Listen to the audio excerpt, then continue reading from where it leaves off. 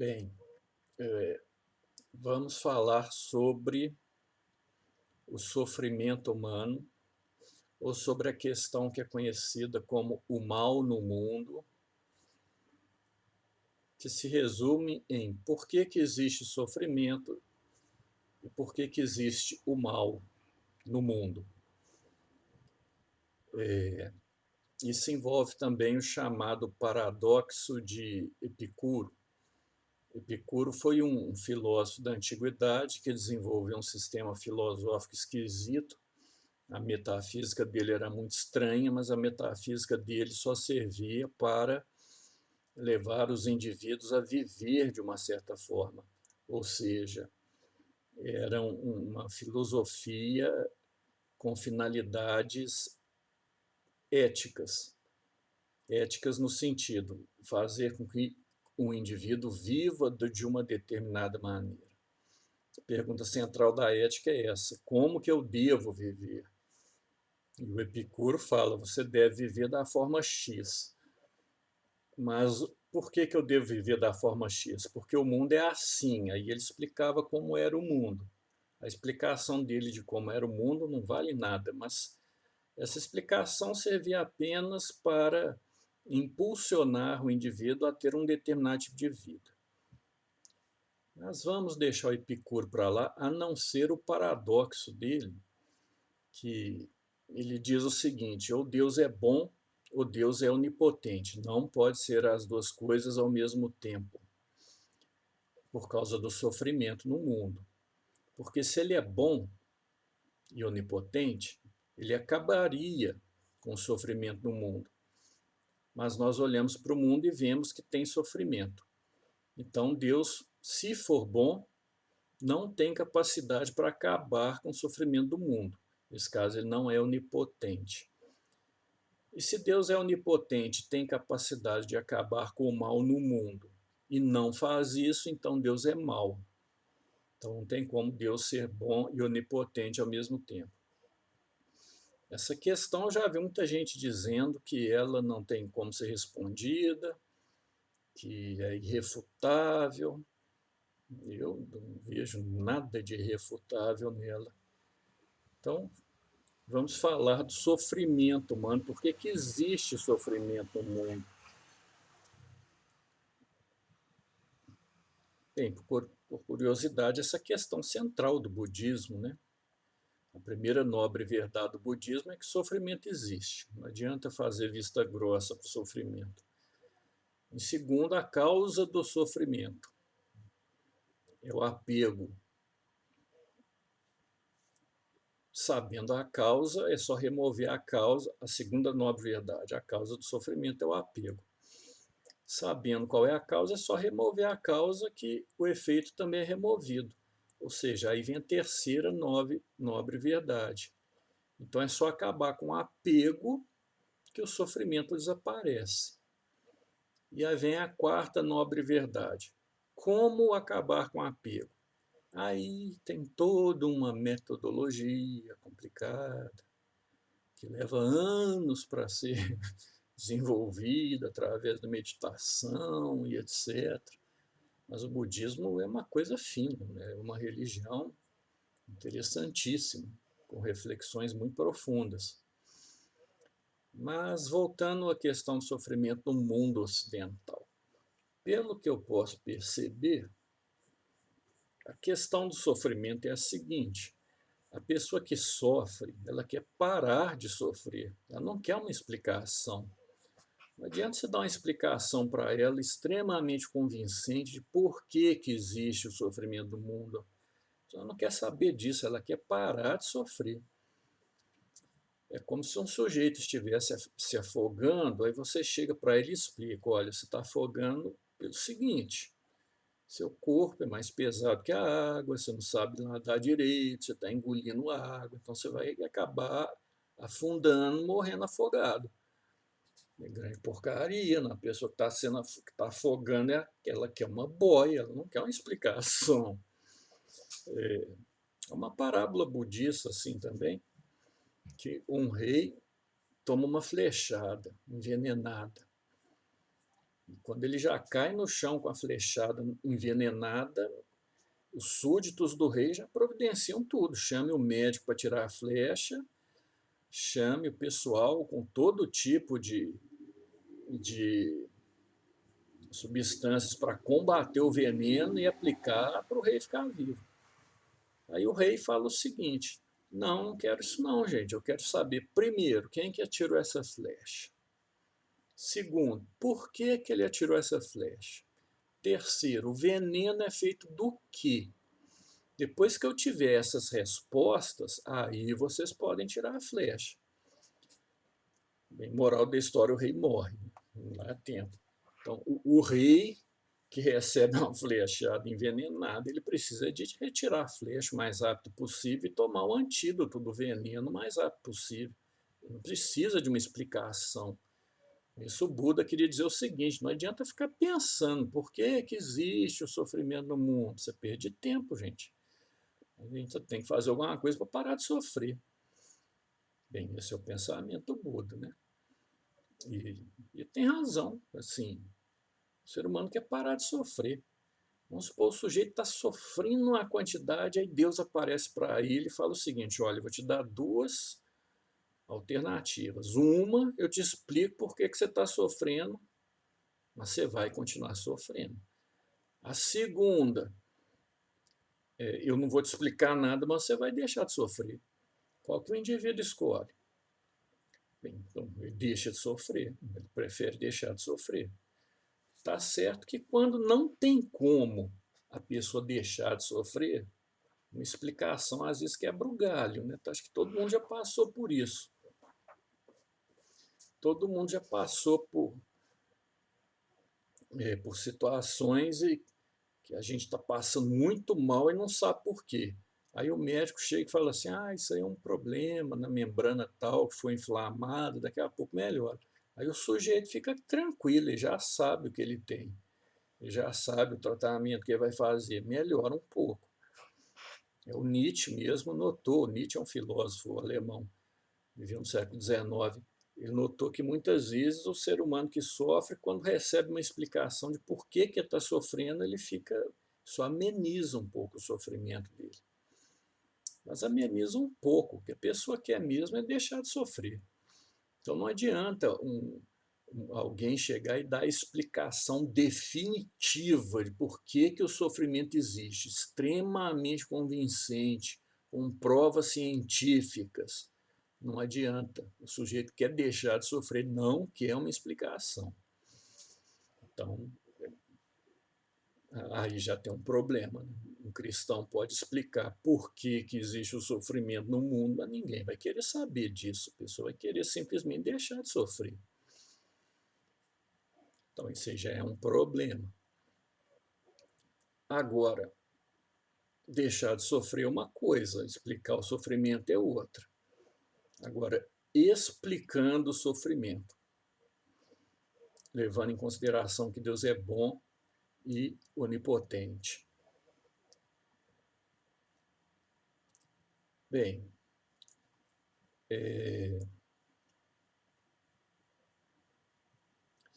como que eu começo a explicar isso? Bem, na concepção cristã, agostiniana pelo menos, o mal não existe. O mal é uma ilusão.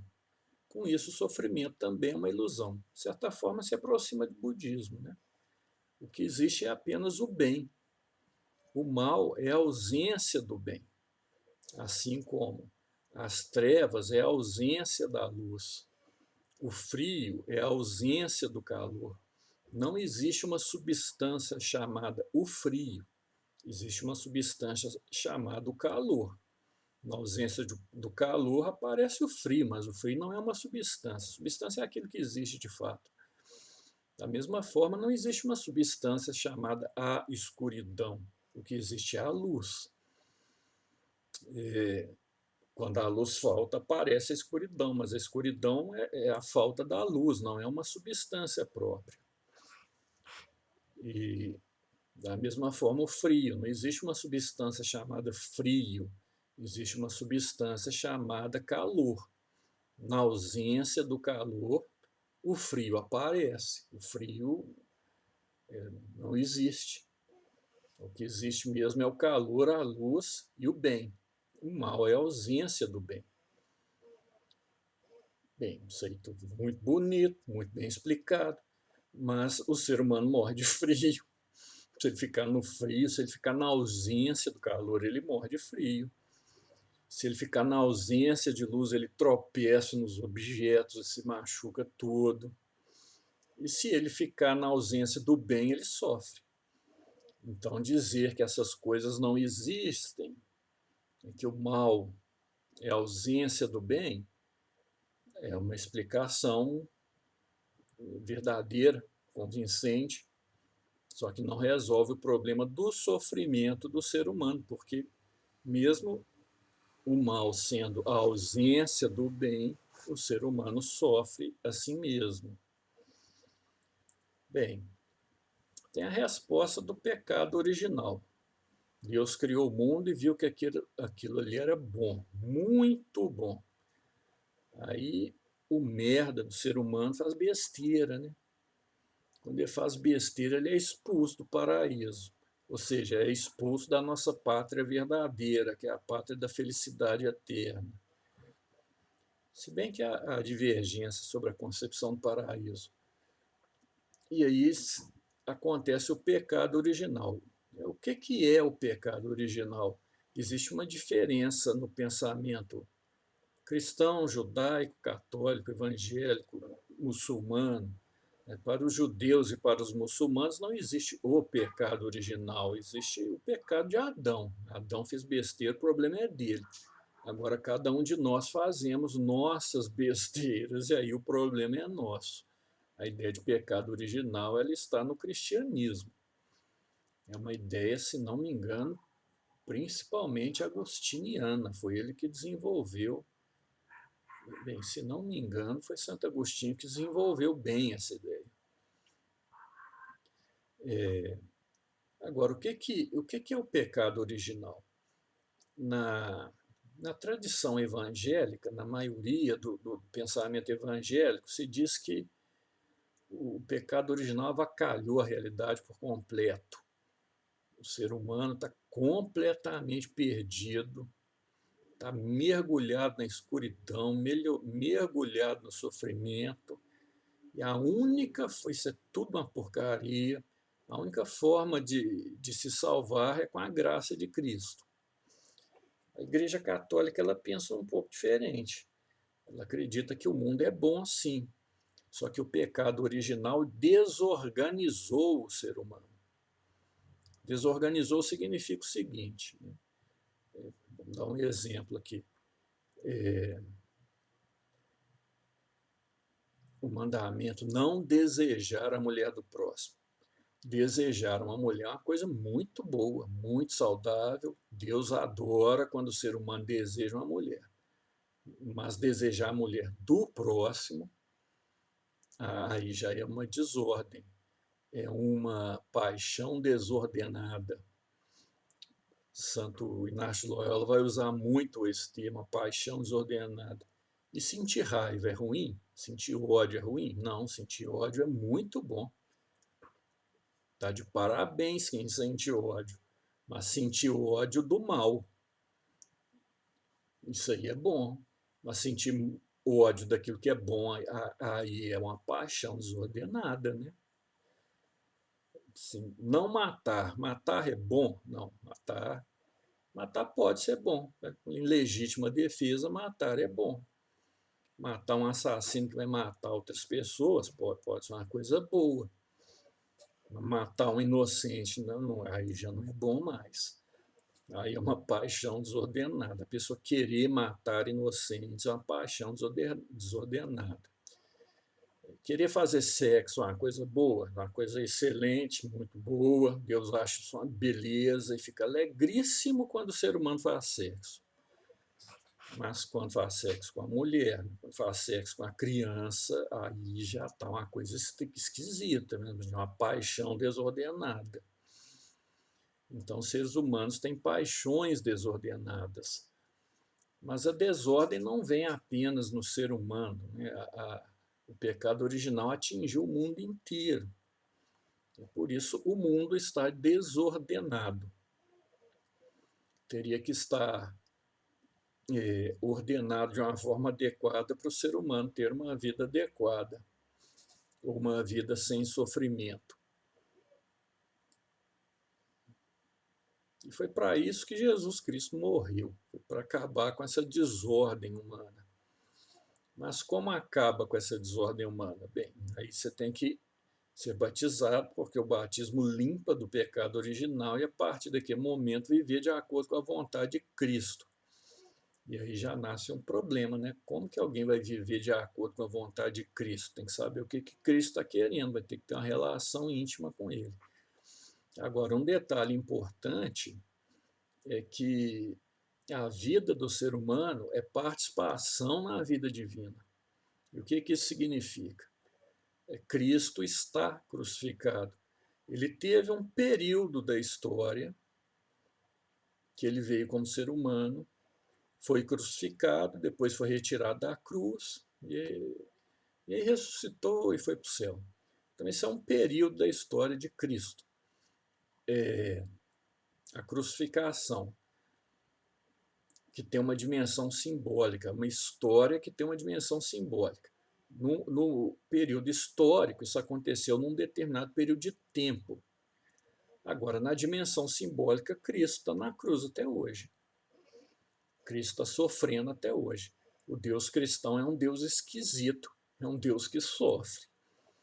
E o que é o sofrimento humano?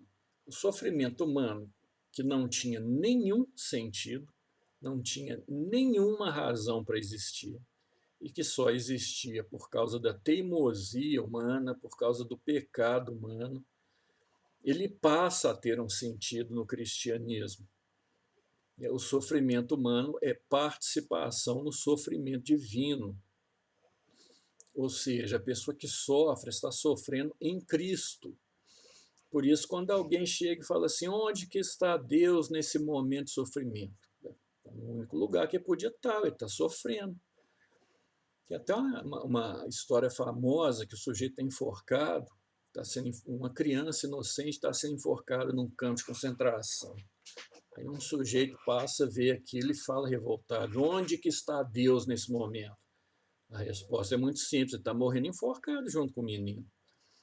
O sofrimento do menino, a morte desse inocente, é participação na morte de Cristo. E todas as pessoas que sofrem, elas participam do sofrimento de Cristo. Se elas quiserem, elas podem negar isso também. Elas podem dizer, não, meu sofrimento não tem sentido nenhum, então vou ficar revoltado com a realidade, vou ficar revoltado com Deus, porque se Deus fosse bom, ele não ia deixar a gente sofrer.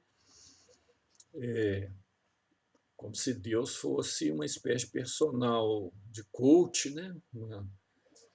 Que vai ensinar a gente a não sofrer. Deus é o grande coach. Então Deus é o grande médico, vai passar esparadrapo nas nossas feridas, mas não é bem assim não. Então, o sofrimento é participação no sofrimento de Cristo, desde que a pessoa aceite. Se quem lê a vida dos santos da cristandade vão perceber que os santos da cristandade eles querem o sofrimento, eles buscam o sofrimento, não por masoquismo. Eles não querem sofrer, não, mas eles buscam para dividir o sofrimento com Cristo. Seria algo da seguinte forma: o sujeito aqui é Jesus, está todo esfolado na cruz, todo arrebentado.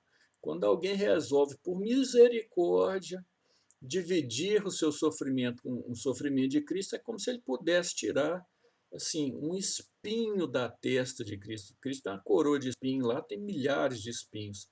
Quando um ser humano participa do sofrimento de Cristo, é como se ele estivesse tirando um espinho daquela coroa e fazendo um esparadrapo ali. Né? Ele está quebrando o galho de Cristo, está ajudando Cristo a não sofrer tanto. Quem lê a história de São Francisco de Assis vai perceber isso. Tem um momento que ele está passeando tranquilo, aí alguns assaltantes chegam, tenta roubar dinheiro dele, mas não tem dinheiro nenhum. Aí eles dão uma surra no São Francisco de Assis, para aprender a não ter dinheiro, né? Bate nele até não aguentar mais, e ele agradece o tempo inteiro. Ele fala, não, obrigado demais, gente. Apanhar de vocês foi a melhor coisa que aconteceu, estou muito feliz com isso. Por quê? Porque ele entrega o sofrimento dele nas mãos de Cristo. Ele diz o seguinte, olha, que esse sofrimento eu divido com Cristo. É minha participação no sofrimento divino. E por que o sofrimento divino tem alguma importância? Porque ele salva o mundo. Quando alguém participa do sofrimento divino, ele está participando da salvação do mundo. Participando de uma forma assim, muito pequenininha, né? O sujeito, na verdade, está com espinho na testa, Cristo está lá crucificado, todo destruído, mas o sujeito está lá com um pequeno sofrimento dele diante do sofrimento quase eterno de Deus. Deus cristão é um Deus que sofre, uma coisa estranha. Bem, mas é nisso que os cristãos acreditam. E tanto que Jesus Cristo recebeu os estigmas de Cristo, né? Recebeu as marcas da crucificação. Se identificou tanto com o sofrimento de Cristo que recebe as marcas da crucificação. Quem quer entender melhor um pouco dessa questão do sofrimento no cristianismo, tem um livro muito interessante chamado O Pobre de Deus, de um autor grego chamado Nikos Kazantzakis, é considerado um dos maiores escritores da literatura mundial. O Pobre de Deus é uma biografia que ele escreve de São Francisco. E ali ele coloca a questão do sofrimento humano e do desejo humano pelo sofrimento de uma forma bem impressionante. Existe outro livro dele chamado também Jesus Recrucificado, em que ele também coloca, não tão forte como no livro O Pobre de Deus, mas também coloca a questão do sofrimento cristão como sendo essencial à vida do cristão. E apresenta isso de uma forma bem interessante também.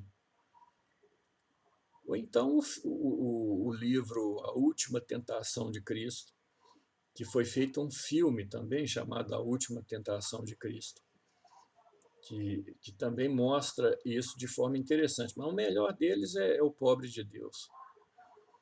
E na Última Tentação de Cristo, Cristo está pregado na cruz, aí ele tem um sonho. No filme não fica muito claro se é um sonho ou se aquilo de fato está acontecendo.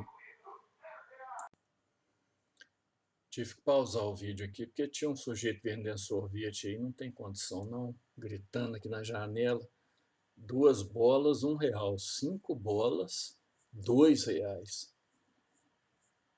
Melhor, 2 bolas, R$1. 5 bolas, R$2. Pegando mal falado isso. 2 bolas, R$1. 2 bolas de quê? 5 bolas, o cara é aleijado, pô. Mas ele explica lá no final que é sorvete. Aí ameniza um pouco a situação. Eu tive que parar, eu não lembro onde o que eu estava falando, exatamente em que lugar parou o raciocínio. Eu acho que eu estava falando da participação no sofrimento de Cristo, né? Bem, um ateu vai aceitar esse. Ah, sim, a última tentação de Cristo. Cristo está lá na cruz, no filme. No livro dá para perceber que é um sonho. No filme, se não me engano, não dá para saber muito bem se é um sonho, se é que está acontecendo. Mas aí o demônio chega lá, disfarçado de anjo, e fala assim, Jesus, agora você já sofreu demais, vou te tirar aqui da cruz, para você ser feliz. Aí tira Jesus da cruz. Aí Jesus vai, casa com Maria Madalena. Aí o anjo vai lá e fala assim, casa com mais uma isso, casa com Marta lá, a Marta também está querendo. Aí Jesus vai, casa com Marta. Depois o anjo, gente fina, chega a casa com Marta e Maria, né, as 2 irmãs. Casa com Maria, também casa com Maria, com Marta e Maria Madalena, tem 3 esposas, que é a penca de filhos. Jesus teve uma vida muito massa, muito boa, aproveitou a vida, não sofreu, viveu muito bem. Aí quando ele já está idoso, no leito de morte, aí aparecem os apóstolos, né? Ele vê o apóstolo Paulo pregando, o apóstolo Pedro pregando o cristianismo, e fica puto, e fala, não tem dessa que eu morri e ressuscitei, não, aí fui para o céu, de onde você tirou isso? Eu saí da cruz. Aí os apóstolos ficam putos com ele, né? Chamam ele de traidor, de impostor.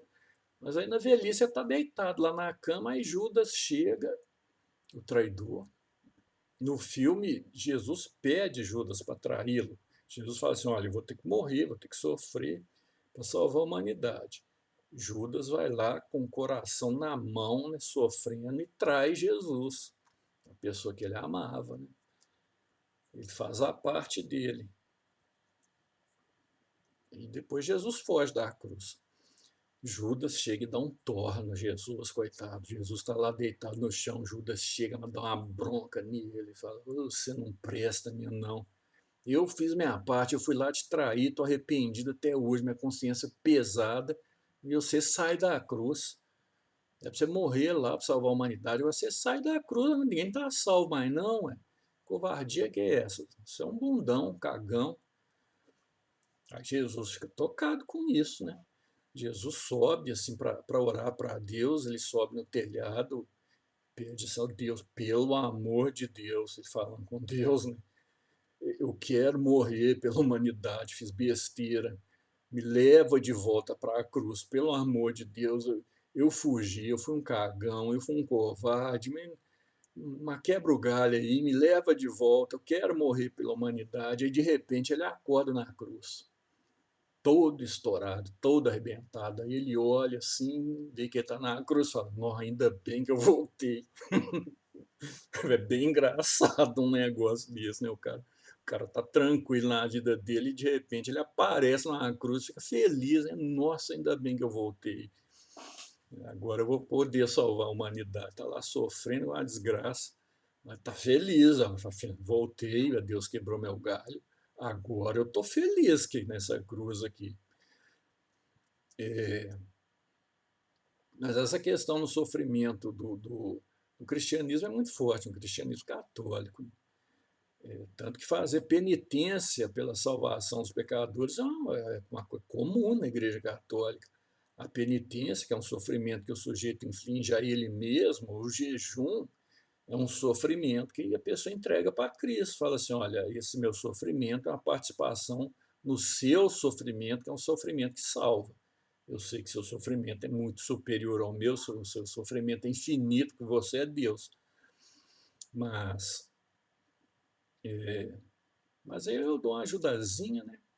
Eu recebo assim um espinho na testa, uma chicotada, amenizo um pouco sua dor. Então, o ser humano tem compaixão de Deus, pelo menos deveria ter, né? Ajudar um pouco. E tem uma prática cristã toda quinta-feira à noite, entre 11 e meia-noite, ou entre meia-noite e 1 hora da manhã, não me lembro bem, o cristão faz companhia a Cristo no Horto das Oliveiras. Quando eu era criança, eu fazia isso sem entender o que significava, mas fazia assim mesmo. Eu ficava lá, Jesus, estou aqui, em qualquer coisa, se precisar, você me fala. Então, o que significa isso? Bem, no período da história, Jesus sofreu angustiado, sozinho, no Monte das Oliveiras. Num período da história, isso já acabou, já passou. Mas toda a vida de Jesus, além de ser histórica, ela tem uma dimensão simbólica, e essa dimensão simbólica ela é quase eterna. Né? Depois que tudo ficar resolvido, acaba, mas por enquanto ele ainda está sofrendo no Monte das Oliveiras.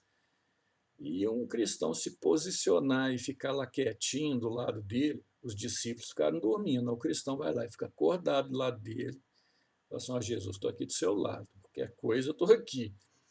De certa forma, é uma forma de solidariedade, de ter solidariedade com Cristo. Né?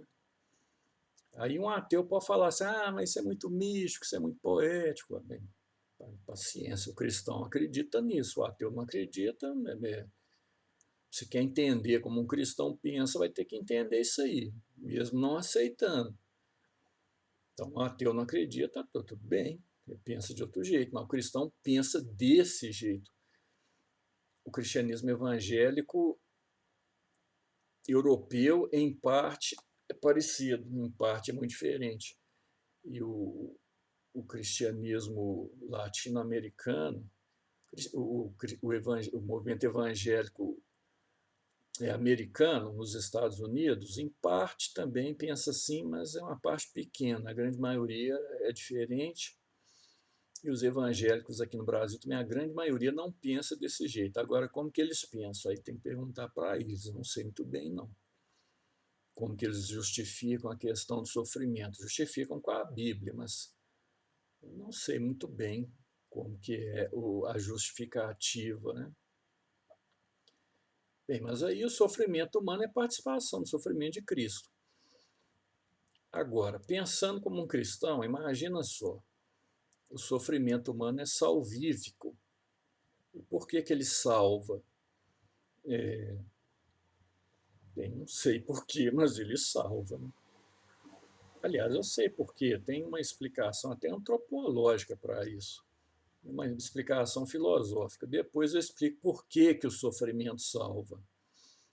E o sofrimento é repleto de sentido por causa de Cristo. Sem Cristo não teria sentido nenhum.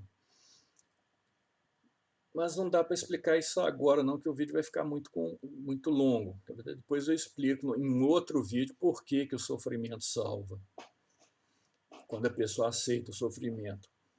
Agora, imagina bem um detalhe aqui. O cristão acredita que o espera é uma vida eterna de bem-aventurança.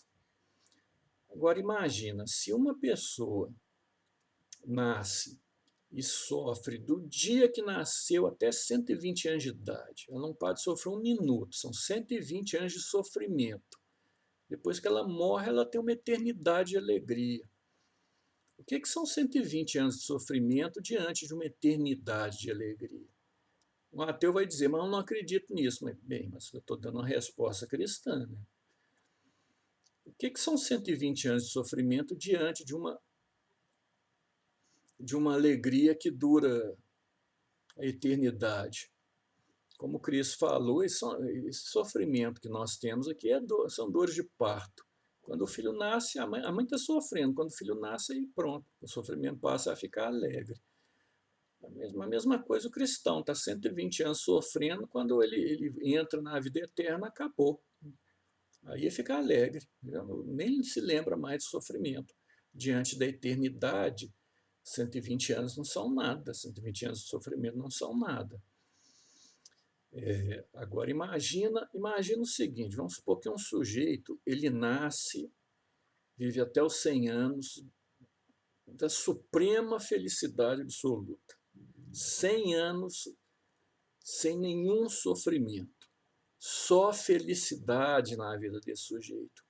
Mas quando ele tinha 5 anos, ele foi tomar a vacina, que a vacina deu uma picadinha e causou um desconforto durante 1 segundo.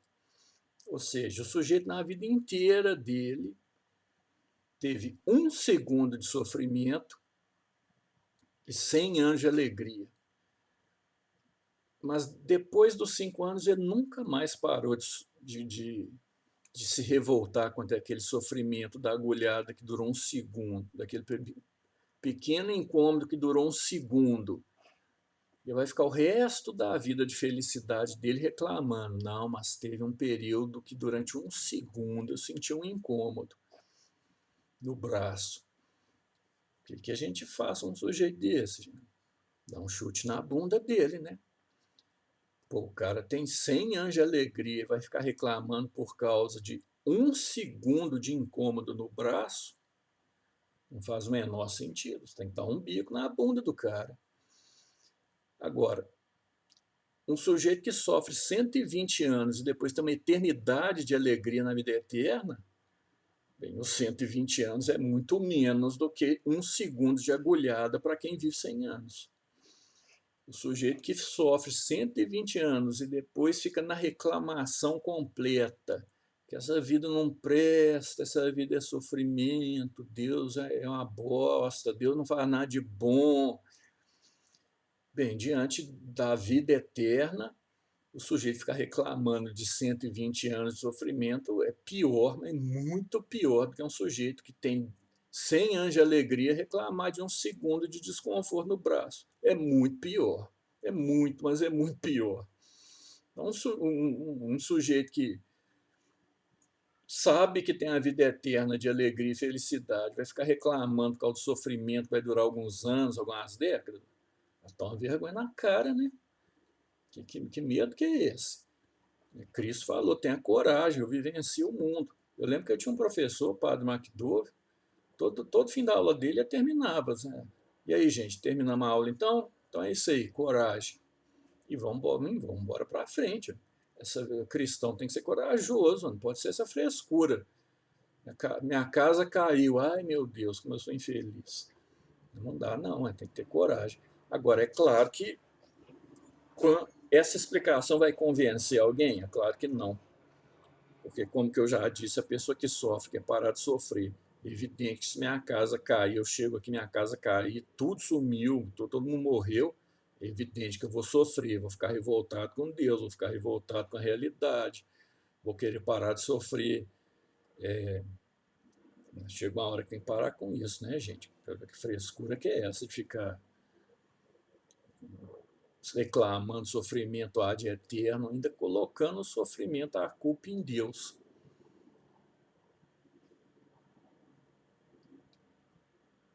Tem um ateu chamado Luke Ferry, que ele conhece bem o cristianismo, e ele fala o seguinte, olha, eu não sou cristão por um único motivo.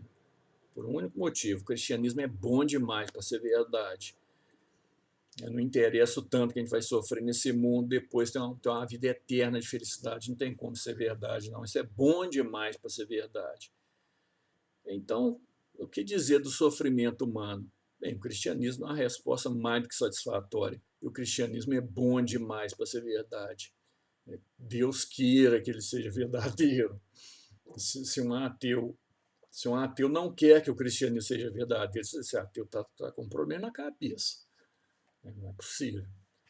Se ele não quer que a vida dele e o sofrimento dele tenham um sentido que vai gerar uma salvação que vai limpá-lo por toda a eternidade, traz uma eternidade de alegria, você não quer isso, você quer o quê? Quer aproveitar a vida, que dura 10 anos, 5 anos, sei lá, quer viver da melhor forma possível. Então tá, né? Já tem muito mais o que falar a respeito desse assunto, mas o vídeo está longo, vou ter que fazer depois uma segunda parte. Agora, fazendo um ressalvo aqui, a salvação, o ser humano participa da salvação de Cristo, mas 99% é Cristo.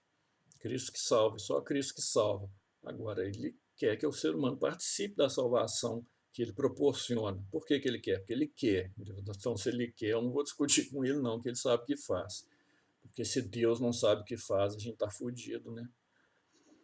Então, primeiro, essa ressalva. E segundo, isso que eu falei, responde alguma coisa para quem está sofrendo? Não responde, não. Quem sofre está querendo ficar livre do sofrimento, não está querendo uma explicação. Então, no próximo vídeo, eu continuo essa conversa que já está 38 minutos. Haja saco para me escutar durante 38 minutos. Parar com isso aqui.